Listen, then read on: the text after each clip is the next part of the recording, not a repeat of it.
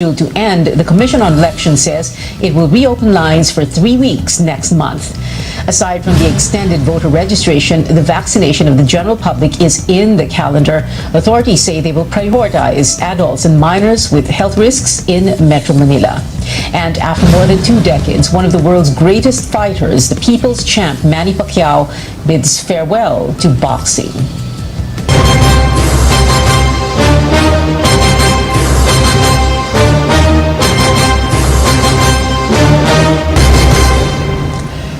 Those trying to beat the deadline to register for the 2022 elections can heave a sigh of relief. The Commission on Elections is finally extending the registration period in October, but that's only after aspirants have filed their certificates of candidacy. Our Melissa Lopez has the details. Filipinos get an additional 3-week opportunity to enlist and the chance to vote for the next set of leaders in the May 2022 elections. Poll commissioners unanimously decided Wednesday that voter registration will resume from October 11th until the 30th. Voters may line up at COMELEC offices or mall registration desks until Thursday, September 30th.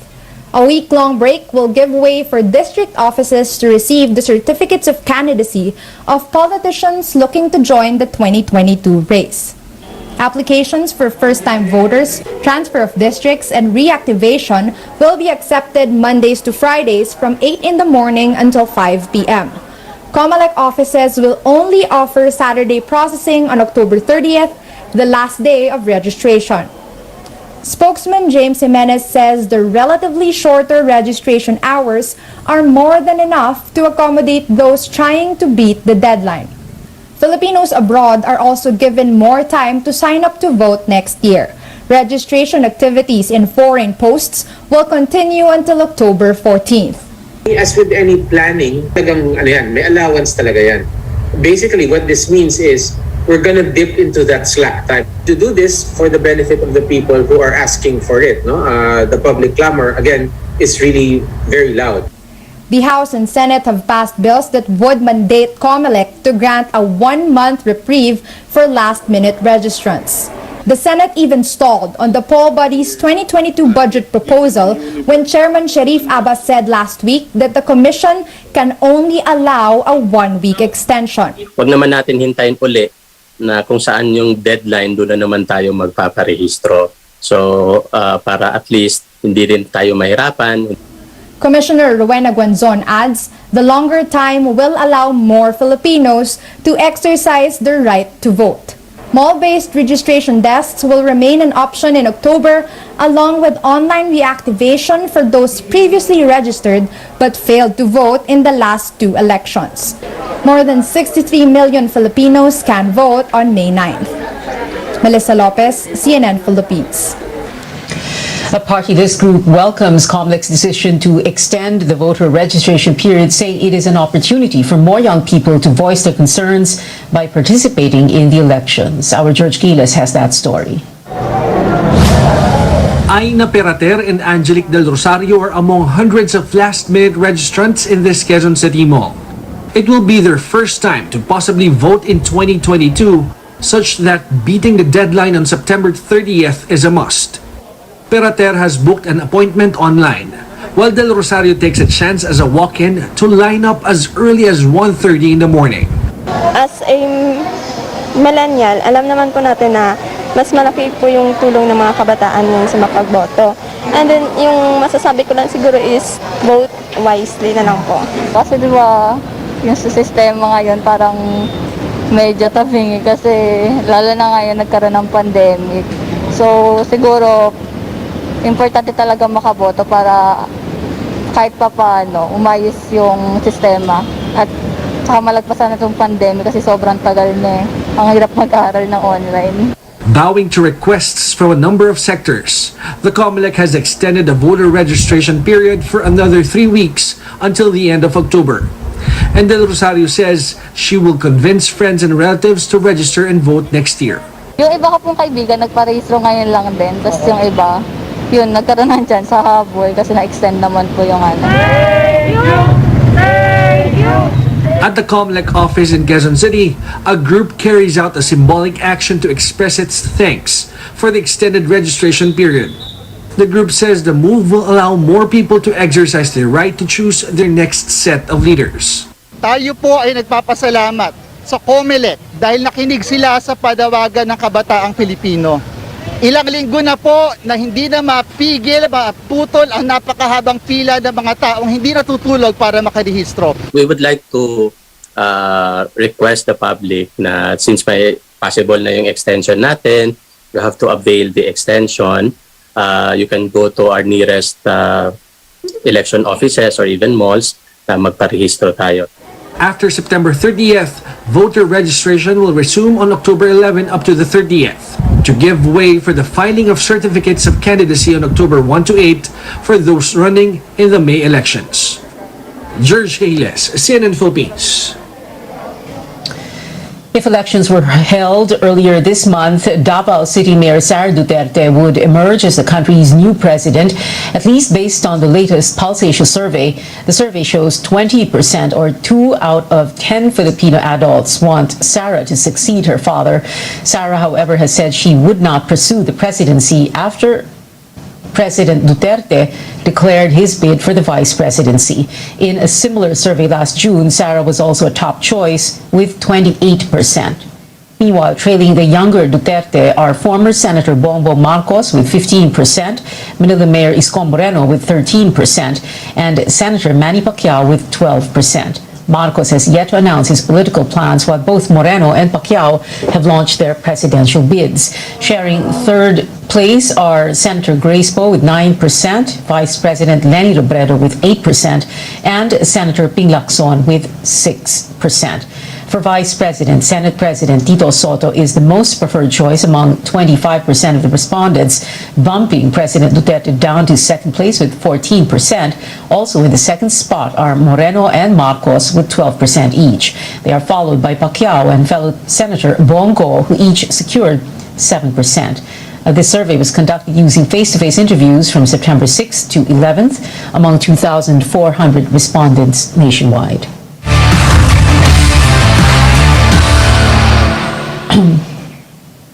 It is the end of the road for the Pambansang Kamao. Boxer turned Senator Manny Pacquiao hangs up his gloves after 26 years in the boxing limelight. Pacquiao's announcement ended speculations about his retirement. Just last week, the senator declared he is gunning for the presidency. He accepted the nomination to be the standard bearer of a faction of the ruling party, PDP Laban. Pacquiao is reportedly among those being eyed as a presidential bet under the opposition coalition, One Sambayan. Like other declarations, however, nothing is set in stone just yet until we see them filing their certificates of candidacy beginning Friday. Pacquiao was not hailed as the people's champ for nothing. His victories brought honor to the country and united Filipinos here at home and abroad. Our Pauline Versosa looks back on his amazing boxing journey.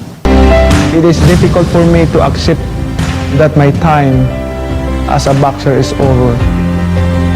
Today, I am announcing my retirement.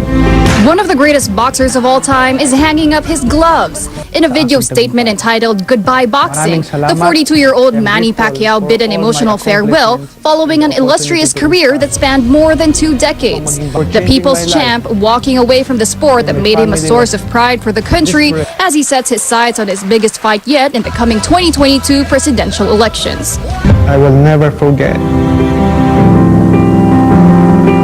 what I have done and accomplished in my life. As I hang up my boxing gloves, I would like to thank the whole world, especially the Filipino people, for supporting Manny Pacquiao. Just last August, Pacquiao absorbed a stunning defeat against Cuban fighter Yordenis Ugas in what has turned out to be his last dance. Despite the loss, the Pac-Man's legacy remains as the first and only boxer in history to win 12 major world titles across 8 different weight divisions, with a total record of 62 wins with 39 knockouts, 8 losses, and 2 draws. Once hailed as pound-for-pound king and among the highest-paid athletes in the world, Pacquiao has defeated world champions and legends, including Juan Manuel Marquez, Ricky Hatton, and Oscar De La Hoya. Fans all over the world thank Manny for his contributions to the sport, saying he will go down as a legend. In Metro Manila, streets would no longer go quiet on a Pacquiao fight day. Sa papanahon na siguro kasi may edad na rin naman na siya eh. Para sa akin, okay na rin yan. Bakit siya? Marami siyang pera po. At saka marami na rin siya natulungan. Marami na rin siya ari-arian. Okay na rin yun. Kasi para sa kanya din yan. Sa palagay ko po, hindi nakakayanin niya. Bukod sa nabago yung estilo niya, ay hindi nakakayanan ng kalusugan niya. Kaya po ang suggest ko sa kanya, magretiro na lang siya, ipagpatuloy kung gusto talaga siya sa politika. Pacquiao already made the same decision to retire in 2016 when he was a senatorial aspirant, only to head back inside the ring months after. But Pacquiao says this is the time to support a great number of potential boxers who are younger and can also give glory to the country. I just heard the final bell. Tapos na ang boxing. Maraming salamat po sa inyong lahat. Pauline Verzosa, CNN Philippines. Still ahead, a check on how netizens are reacting to Manny Pacquiao's retirement. We'll read some of the comments online. And the Octa research group says the country is beating the more ferocious Delta variant, citing a slowdown in cases. Details next here on CNN Philippines. Stay tuned.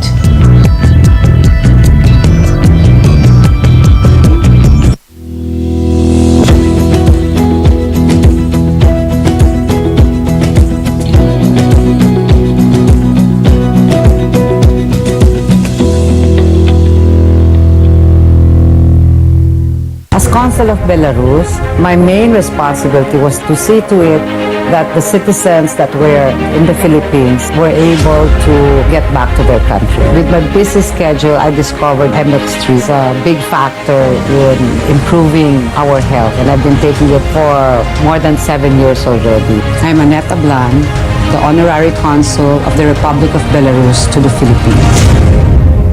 Mahalagang paalala, ang MX3 capsule ay hindi gamot at hindi dapat gamitin pang gamot sa anumang uri ng sakit. Nagsimula sa isang pangarap. Ako na po, ma'am. Ika'y tutulungang ibahin ang buhay na nakasanayan. Naka 24 months ka na sa pag-ibig. May panghulog na ako sa motor. Uy, bagong motor! Gagawa ng hakbang para mapaghandaan ng forever. Ingat ka, ha? At harapin ang bukas na may maaasahan. Simulan mo na ang forever mo ngayon. Fund your forever with Pag-ibig Fund. Register today! Listo at ganado ang baby ko sa vet-approved Nutri-Chunks with active boost and prebiotics na pampalisto. Made with real meat with essential nutrients to help them grow healthy and happy. Listo, ganado sa Nutri-Chunks.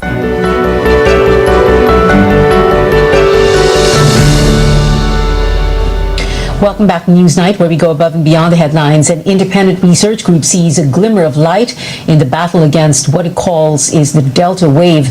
Octa research tells CNN Philippines the end game for the more infectious Delta variant is within reach. The group notes a downward trend in infections in NCR+, composed of Metro Manila, Bulacan, Cavite, Laguna, and Rizal.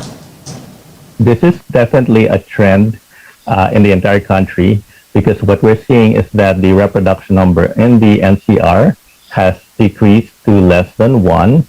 It's actually around 0.94. And it's not just in the NCR, but also in Calabarzon and Central Luzon, where the reproduction number has actually decreased to less than 1. That includes Cavite, Laguna, Batangas, Bulacan, etc. So the trend is definitely going down in these regions, and of course in Cebu City, in Cebu area, it's going down. There are some provinces where the trend is still increasing, and we should really take note of these provinces because these are areas of concern that we should be focusing on, and probably we need to allocate more vaccines to those regions. Octa, however, notes that Metro Manila's healthcare utilization rate remains at high risk. Now, the alert level 4 restrictions here in Metro Manila will lapse tomorrow, but local chief executives are divided on whether or not to maintain the status quo. Quezon City Mayor Joy Belmonte wants to extend the current measures for at least another week to make sure the downward trend in cases is sustained. Belmonte adds the city remains at high risk as hospitals are still full. San Juan Mayor Francis Zamora shares the same view. Mas bumaba pa ito ng konti para talagang by the time we shift to alert level, handang-handa na tayo sapagkat hindi naman natin gusto na negosyo, industriya na baka nasa high risk masyado. No? So I would rather see first if we can further bring down the numbers, and then if and when that happens, dun siguro ako sasang-ayon na bumaba tayo sa alert level 3. But for the local chief executives of Mandaluyong and Navotas, the slowdown in cases means region is ready for more relaxed measures. Menchi Abalos and Toby Tiangco say lowering the alert level next month will also help the economy. Now, the National Vaccine Operations Center has yet to issue guidelines after the government green-lighted the inoculation of the rest of the adult population and those aged 12 to 17 next month. But the health department says minors with health risks will be prioritized. Kalin Bonkin has more. Edna Bautista wants a COVID-19 vaccine for her 13-year-old daughter, Janelle. While adults in their household are fully vaccinated, Edna is worried for her children. Para mayroon na rin po siyang protection, kagaya po sa akin. Maganda pong nababakunahan na po kasi hindi po 100% na matatamaan na siya ng sakit. Janelle has also decided to get the vaccine once available. Para po makalabas na din ako. O baka din pumawaan ako ng may mga sakit. Almost 22% of the country's 110 million population got at least one dose of COVID-19 vaccine. With the expected 114 million vaccine doses coming by October to December, the government has decided to inoculate the general population and the younger group next month. But the health department says, considering the supply, the remaining unvaccinated adults and children at risk of getting severe infection are the priority. This means among the younger population, 12 to 17-year-olds with existing illness will get the vaccine first. The Pediatric Infectious Disease Society of the Philippines will give a list of illnesses qualified for priority pediatric vaccination. And just like the inoculation of adults with comorbidity, there are requirements to prove that a child is sick.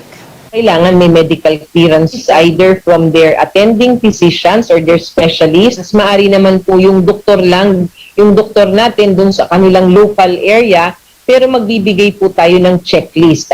May mga medical complexity, may mga heart, respiratory, kidney, at may mga iba-ibang problema. Both parents and children should also agree to the vaccination. Kailangan din po natin na may guardian sila kapag pupunta sila doon sa bakunahan.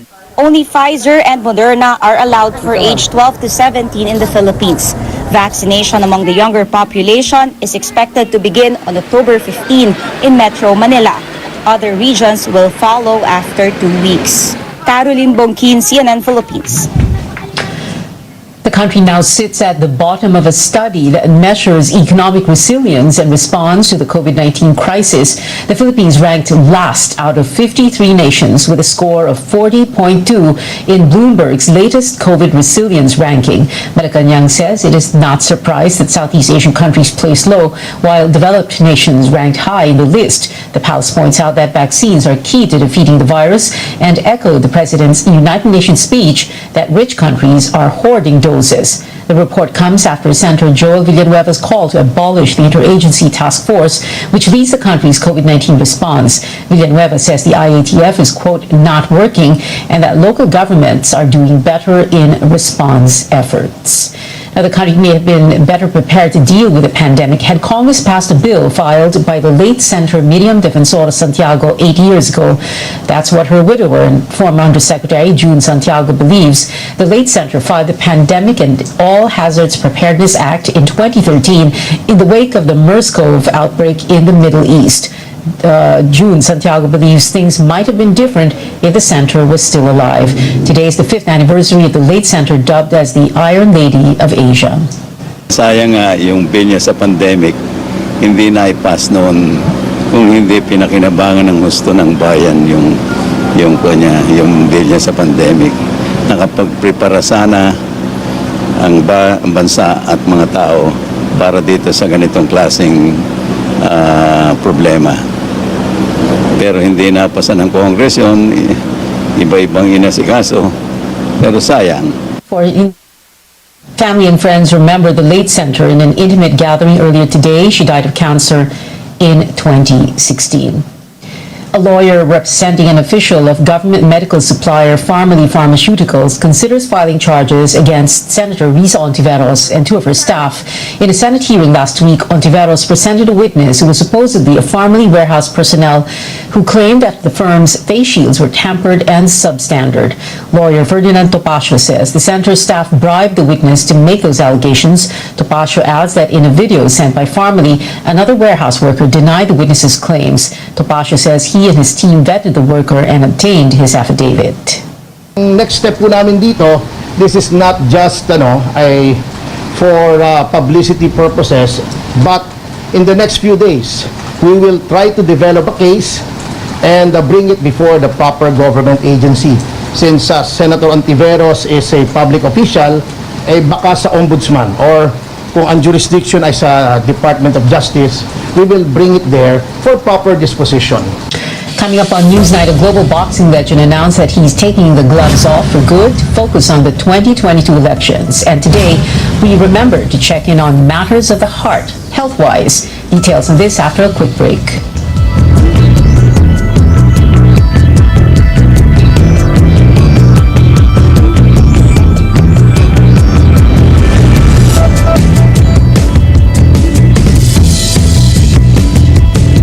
When it comes to heroes, kahit kailan hindi nagkulang ang Pilipinas.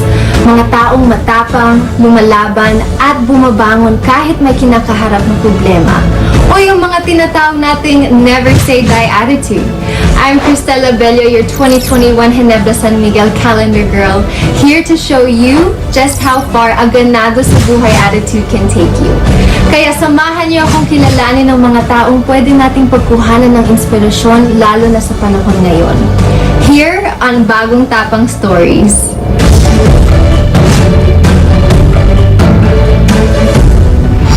Help comes at the most unexpected time from the most unexpected places.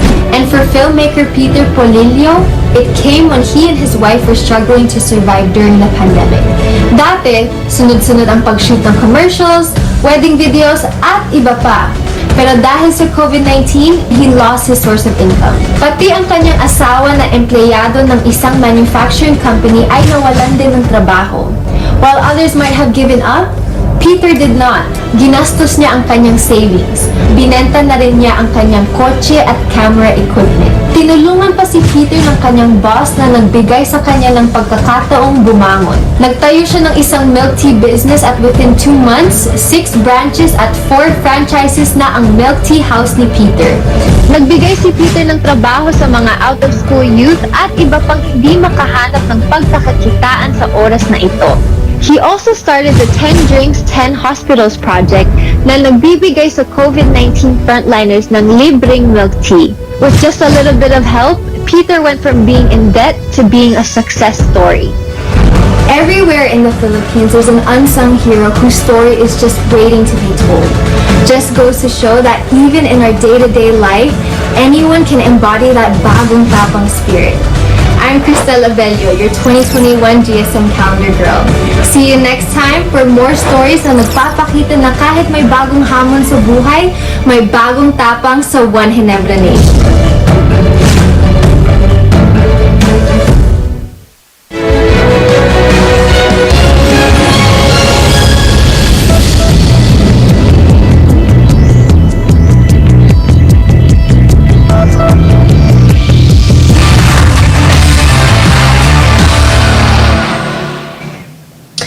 You're watching Newsnight. I'm Pia Ontiveros. Back to one of our top stories. 42-year-old senator and boxing champion Manny Pacquiao announcing he is stepping out of the ring, and he's getting tributes from all over the sports world. Quoting Pacquiao's tweet that reveals his retirement, Yordenis Ugas regarded him as a legend. The Cuban athlete was his last opponent before saying goodbye to the sport. Pacquiao failed to regain his super welterweight belt from Ugas following a unanimous decision loss on August 21. The World Boxing Association also recognized Pacquiao for his contribution to the sport, as its president posted a tweet in gratitude. Just a few hours before this, Gilberto Mendoza tweeted about how the People's Champ was named the WBA Centennial Champion. Pacquiao is the first recipient of this honor. Other personalities overseas paid tribute to Pacquiao on Twitter. The Fox 59 News anchor wished him luck while predicting that the boxer turned politician would soon be leading the country. But while some netizens support Pacquiao's decision, others doubt if his move is final, or if his decision is final, as he may return to the sport if he loses the presidential race in 2022. Some social media users also question his capability to seek the highest office in the country. A magazine reality show is returning to bring science and research closer to Filipinos. The Science and Technology Department is relaunching its television program, Sikat. That is after the show found a new home here on CNN Philippines.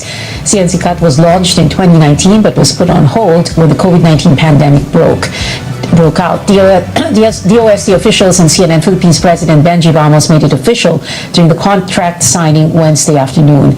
DOST STII Director Richard Burgos and CNCCAT co-host Diego Ramos share what viewers can expect from the show.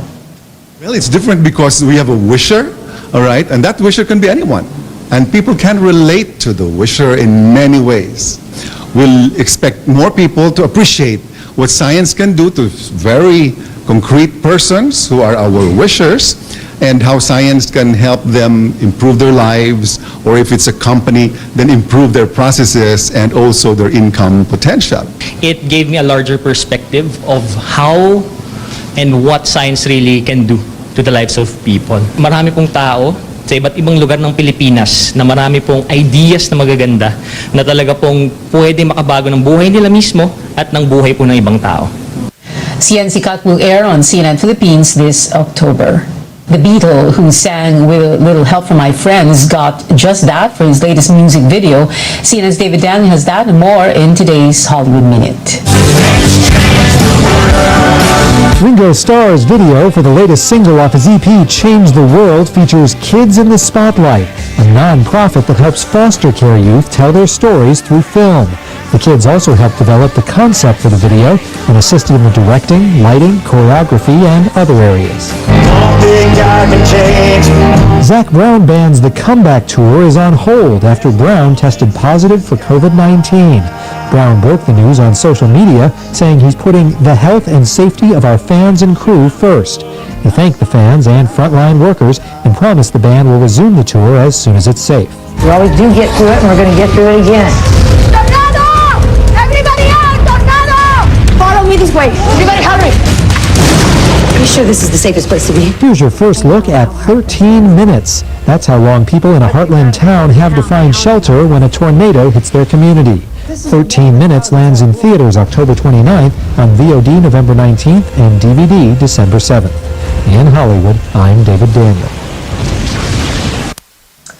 Well, today we look into matters of the heart. Data from World Health Organization show that illnesses surrounding this muscular organ are responsible for over 17 million deaths every year around the world. And here in the Philippines, the first half of the year saw more than 56,000 lives taken because of these diseases. On World Heart Day, it might be a good idea to have a change of heart over some of your daily habits. Try working out more and reducing stress to keep that beat in your chest in check. It is 87 more days before Christmas, and that is it for now. Thank you for watching. I'll see you again at 7 for News.ph. I'm Pia Ontiveros for Newsnight, where we go above and beyond the headlines.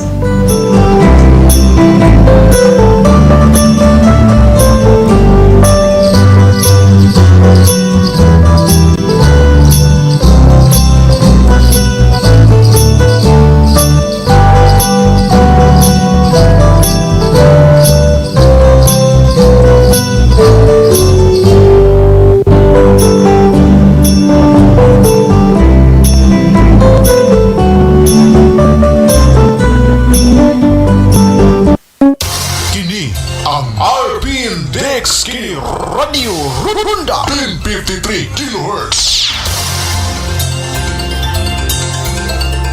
Honorable Angel Halusos Carrion, Batanon, Buutan ug Malagaron, City Councilor of the Pitan City, Chairman, Committee on Tourism, Committee on Labor, Committee on Child Welfare and Development. Honorable Angel Halusos Carrion, Batanon, Buutan ug Malagaron, City Councilor of the Pitan City. Sa panahon ng pandemyang ito, mahalagang manatili tayong physically at mentally healthy. Kung ikaw ay may karamdaman ng takot, pagkabahala at pangamba, kausapin natin ang ating mga mahal sa buhay at ituon natin ang ating atensyon sa mga bagay na makatutulong sa ating kalusugan. Maaari ring sumangguni sa 1553-0917-899 usap 8727 o 027989 usap 8727. Mental health ay pangalagaan. Tara, usap tayo, kaibigan. Dapitan City Councilor Jezebel Bing Balisado, konsehal sa Dakbayan sa Dapitan nga dali duulon og maabibihon sa iyang mga katawhan. Konsehal Bing Balisado maluluyon og matinabangon sa tanang higayon. Konsehal Bing Balisado sa Dakbayan sa Dapitan. RPN Radio Philippines Network, DXKD, Dipolog, Radyo Ronda, member, kapisanan ng mga broadcaster ng Pilipinas.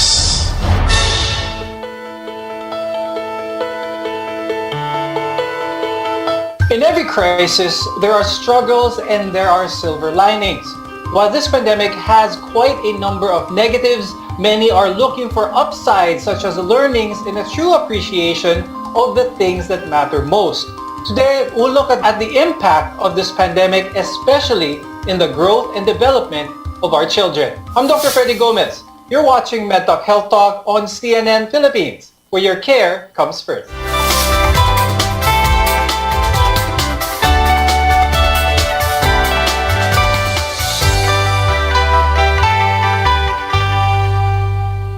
Children aren't the worst hit by the virus, but they risk being among the biggest victims of the pandemic. To talk more about this, let's welcome our guests.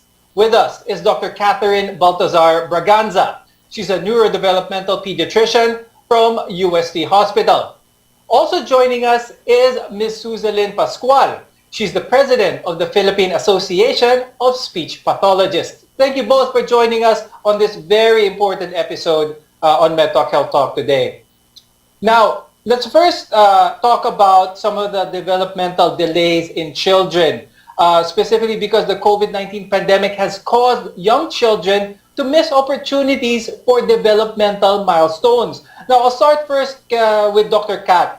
Have you met patients who have seen some developmental delays that may be caused perhaps by this current situation, the pandemic? I see a lot of patients in my clinic wherein the children are usually exposed to gadgets because the parents are also working at home, so they can't help but just give gadgets to their children. And also, I see a lot of children missing their social milestones because they don't get to go out, so they don't get to play with other children. So when they see other people, they get they would have anxiety. Now let's talk about more developmental delays in general, which may happen when a child lags behind their peers in terms of emotional, mental, or even physical growth. Ms. Suzy, in what areas of development can children have these delays? Or anong mga what are the more common areas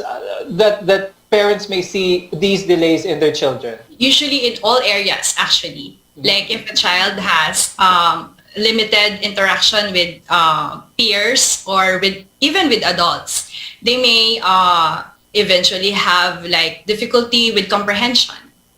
And then with that comes also the difficulty with expression. So how can they be able to express something if they don't know it? Right. And then what Dr. Bagran mentioned a while ago was the social communication. Because of the limited exposure with other kids and their difficulty in having other people to interact with, that is also compromised. I'll talk to Dr. Kat about that. So let's inform the parents who are watching or our viewers who are watching kung at what age ba dapat ang isang bata ay able to talk let's start first from what type of sounds they can utter to actual comprehensible speech. It actually starts early on. So as early as 5 to 6 months, actually even younger, at 3 months, they would respond to social smiles. So when the parents smiles at them, they should be responding with a smile. And then about the same time, they would start to coo and be quieted when the parent would talk to them. So as they grow bigger, at 5 to 6 months, we expect babbling. So babbling is the production of consonants and vowels of ba, da. And then by 8 to 9 months, they would have repetitive babbling, like ba, ba, ba, da, da, da. And by 11 months, they should be saying their first word. Before we go on further with the discussion, I just would like to remind our viewers now all of these developmental milestones are assuming that the hearing of your child is normal as well, because there's a correlation with how normal the hearing of the child is and how quickly they can develop their speech. Now, moving on, I'd like to ask Ms. Susie, Dr. Kat mentioned a lot of milestones. Are there any activities that the parents watching can do to enhance this development process sa mga anak nila? There are many ways of facilitating their language, the language skills of the child at home. But one thing that I usually teach the parents when I do webinars is to do the what we call language stimulation techniques. And one of those is commenting. Like when you're building the vocabulary of the child, you try to describe something. But when I say describe, it's not just yung parang robotic na nagsasalita ka lang like a newscaster. No, it's not reporting, but it's more of putting it into context in such a way that the child will get interested with the concepts or with the words that you're teaching them. At a certain age, usually by the time a child is ready to go to school, he or she should have already reached some social as well as emotional development milestones, like playing with others, singing, as well as dancing. But many kids are missing out. A decision, of course, to keep them safe from COVID-19. Dr. Kat, what are the effects then to a child's overall well-being sa ating situation ngayon? Actually, as we mentioned, there's the social-emotional impact. So when they go to school, it's not just education that they're gaining from school. They gain friends, the social development is developed, and then they also get to move a lot. So because of the current situation, also the physical activities of the physical activity of children are also affected. And then we also have to address also the cognitive developmental skills that are being missed out, and these are what children use to think, read, learn, remember, as well as solve problems. Now again, some children may experience delays in developing their intellectual function as well as their adaptive behavior. Dr. Kat, could there be reasons in which the circumstances of the pandemic can affect this area naman of a child's development? Yeah, because when they go out, like what Ms. Susie said, it's not just the specific skills like talking that they get to see. When they get to play, they also get to develop fine motor skills when they hold on the toys. Since right now they just see their classmates through the screen, so they don't get to develop the fine motor skills. And also there's a lot of things that could arise from a simple play between a child. So not just the gross motor, because they get to move, they get to touch things, also the communication to develop. When we return, we'll talk about the risk factors of developmental delays in children during the pandemic.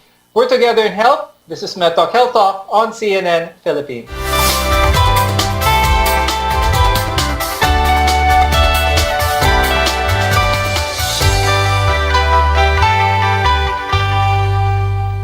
Kini ang RPN DXKD Radio Ronda 1053 kHz.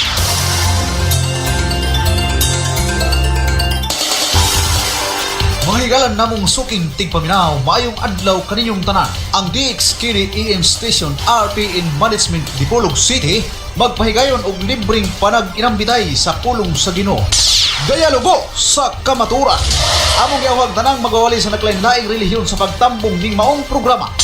Dialogo sa kamaturan. Aron mapabatiis tanang katawhan ang inyong matag baruganan sumala sa kamaturan alang sa hingpit nga kaluwasan ug kinabuhing walay katapusan. Dialogo sa kamaturan. Ang dialogo sa kamaturan ninyong mabati matag alas 3 ngadto sa alas 5 sa hapon adlong Domingo.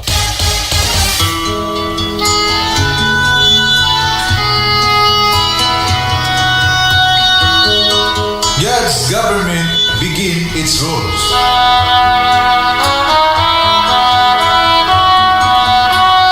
Ang panggobyerno sa Dios misugod na sa pagmando. Ang programa sa relihiyon ang pinili nga nasod, giluwas ug gipahiuli. Inyong mabati matag adlaw Sabado ug Domingo alas 8 ngadto sa alas 9 sa kagabion. Ang pinili nga nasod, giluwas ug gipahiuli. Dinhi lamang sa RPN Radio Ronda Dipolog City.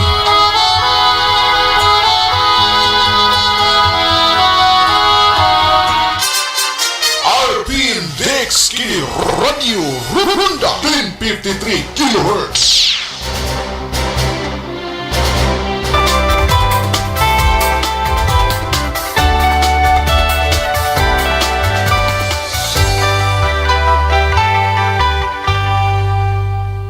COVID-19 has affected children in many ways, directly as well as indirectly.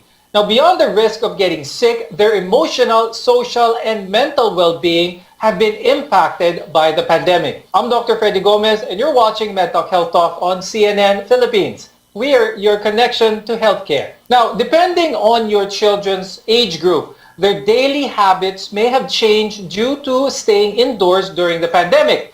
Children aged 0 to 5 may be at risk of lacking the developmental milestones and social skills as a result of their limited interaction with other children. Ma'am Susie, how can parents make up for this given the limited exposure to others? They could probably use themselves as the parents to be the peers of their children, and they could make pretend tasks like playing, for example, mimicking the games that we usually play outdoors.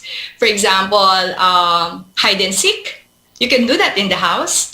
Or why don't we go with the Philippine games like yung mga tumbang preso, yung mga ganon, or simple bowling games that would enhance or provide opportunities for them to do turn-taking tasks. Now, Dr. Kat, is there an age group na most at risk in this current pandemic situation that we are in?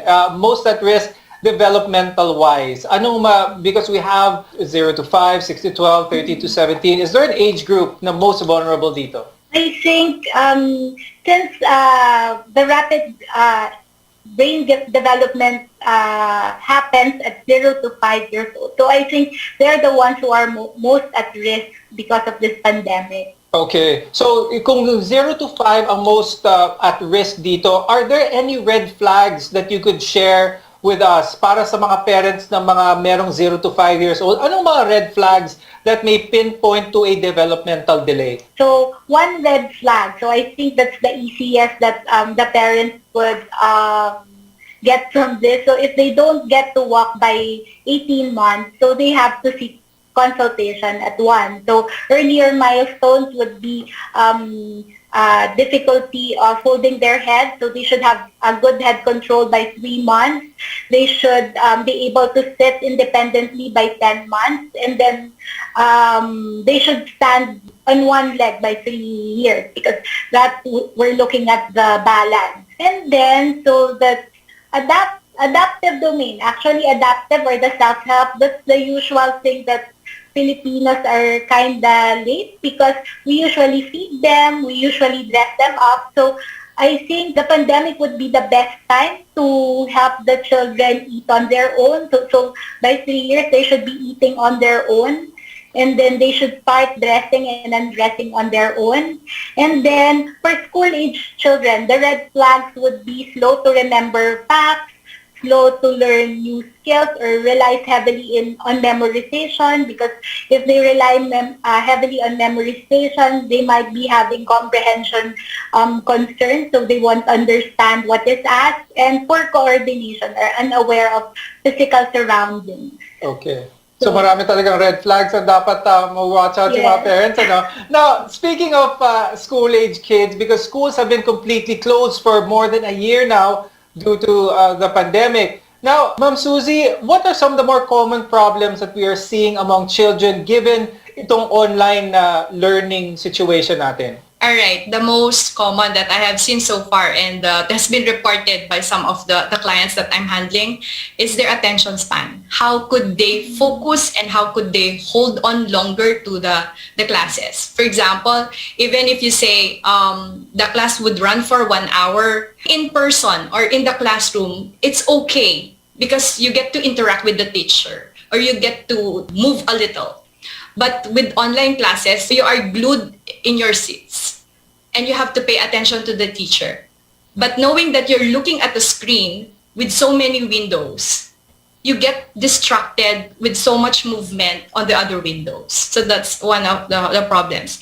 And another thing is that when a kid is not able to process well, it is somehow perceived as a problem already because they couldn't pay attention, they couldn't focus longer.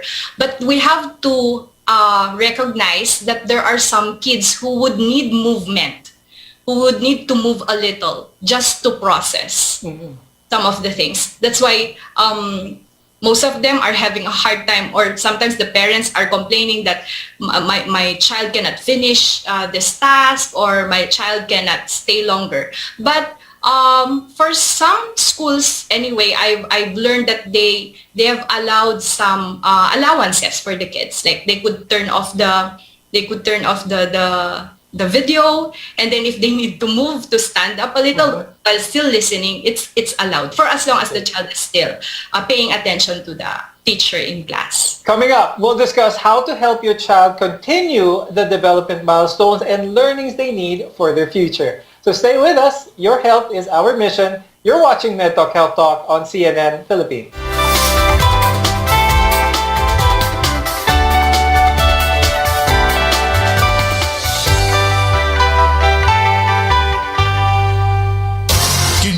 Ang RPN DXKD Radio Runda 1053 kHz. DXKD Ronda Balita. Mga balitang may kamatuuran, way gidapigan o hilisgutanan sa katawhan. DXKD Ronda Balita. Mga labas nga mga balita gikan sa sinaligang mga tinubdan. Balitang hinimo sa lawak balitaanan. Diin inyong madungog ang mga balitang lokal, regional, national o international o uban pang may kalabutan sa atong kadiliman. Gihatod kaninyo live gikan sa RPN DXKD Radio Ronda Broadcast Center. DXKD Ronda Balita. Inyong madungog matag adlang Lunes hangtod Biyernes alas 12 hangtod sa alas 2 sa kahaponon ug makita usab sa RPN DXKD Dipolog Facebook page, YouTube ug sa Twitter. DXKD Ronda Balita.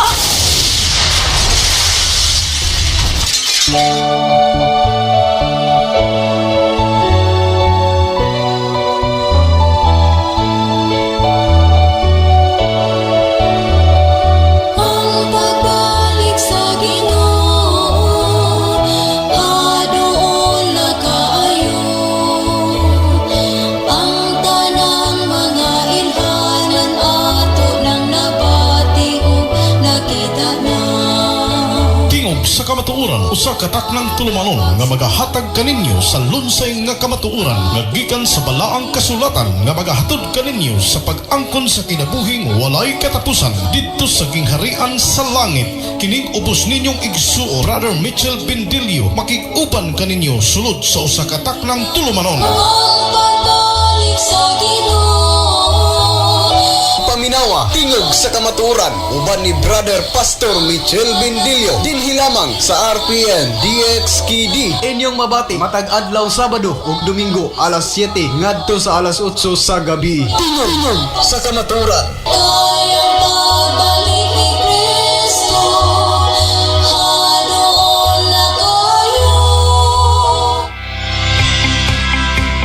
Katungod sa publiko nga masayod, sa tinuod nga paghitabo sa palibot, may kalabot na ang pagparagan sa mga buhatang lokal ug nasyonal. Masayod sa gihimo sa mga gitahasan nga magdumala sa rinda sa atong mga gamanan. Tungod nini nataw kining tulumanon. Sayri ang lungsod. Sayri ang lungsod. Gidalit kaninyo ni Sibiana RPN DXKD Dipolog. Sayri ang lungsod. Dinhi inyo madungog ang paghimay sa mga nag-unang isyu o gisgutan may kalabot na sa katilingban. Sayri ang lungsod. Mga problema, reklamo sa komunidad nga gustong ipabot sa mga hintungdang opisina o namunuan. Sayri ang lungsod. Inyong madungog dinhi lamang sa inyong gisaligang RPN DXKD Radio Ronda Dipolog 1053 sa dial sa inyong mga radio. Sayri ang lungsod. Makita usab sa inyong official Facebook page sa RPN DXKD Dipolog, YouTube o Twitter. Please subscribe, like, share, and follow. Sayri ang lungsod. Sayri ang lungsod. At ang paminawa ug sundak kanunay matag adlaw Domingo alas 9 ngadto sa alas 11 ang takna sa kabuntagon ang inyo ug atong tulmanon. Sayri ang lungsod. Sayri ang lungsod. RPN DXKD Radio Ronda 1053 kHz.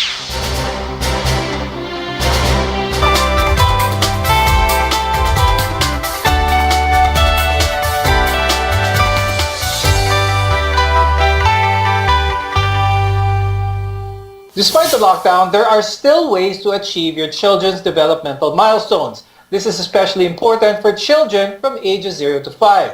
I'm Dr. Freddy Gomez, and this is MEDTALK Health Talk on CNN Philippines. We're your connection to healthcare. Serve and return is like a game of tennis between a child and a caregiver. Now, the child serves by reaching out for attention, such as babbling, gesturing, or making faces. Then the caregiver returns the serve with attention. Ma'am Susie, why is this important for a child's development? Because that would ensure that there is communication going on.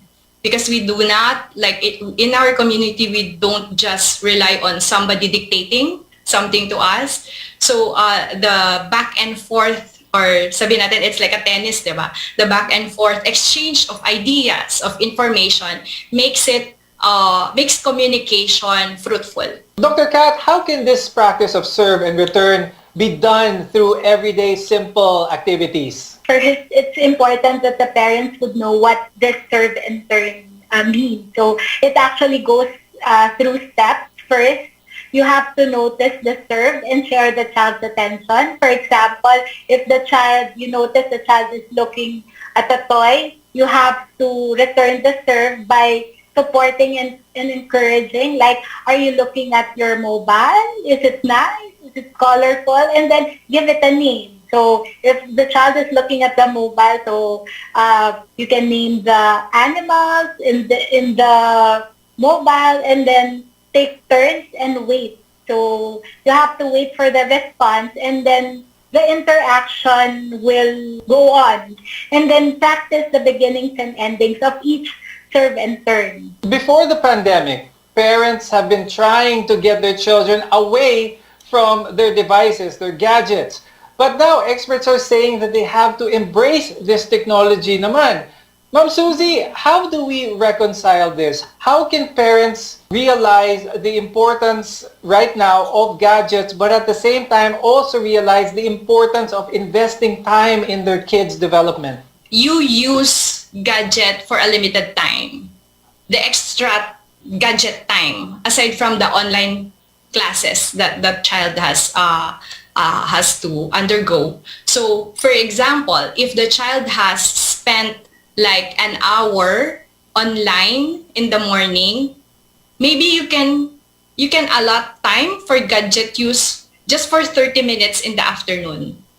But still, it would be better if you sit beside your child, you play a game that would still encourage the turn-taking, as what we have been talking about, because that's a very important one, the social communication part of development. Now, I'd like to touch on how to cope with a child's mental stress during this pandemic situation, because the ongoing stress, the fear, the uncertainty of this pandemic has affected all of us. But many children and teens have an especially hard time coping emotionally. Now, let's first discuss some of the signs of stress among children during this period. Dr. Kat, how can parents help their children? How can they first spot na meron na silang problema emotionally because of stress, and how can they help their children deal with these? How to spot it? You have to check the child's behavior. If there are changes in the behavior, like if the child become less talkative or would want to play on their own or go to their room more often, so you'll have to talk to the child. Why is he doing that? And then second, if there are changes in the eating habits, some of the children don't want to eat anymore when they are so sad, or they want to eat more. So you have to check that as well, and the sleeping habits. So if they are too sad, sometimes they're having difficulties in sleeping. We're glad you could join us on MedTalk Health Talk. Thank you very much, neurodevelopmental pediatrician Dr. Catherine Baltazar Braganza and speech-language pathologist Ms. Suzalyn Pascual. While COVID-19 is sparing our children from getting sick, it's not being so kind on them when it comes to their developmental skills. Still, there's a lot of ways to encourage our children's growth during this pandemic. In fact, the amount of family time we have now is a good place to start. I'm Dr. Freddy Gomez, and this is MedTalk Health Talk on CNN Philippines. We're here to build a healthier future for you.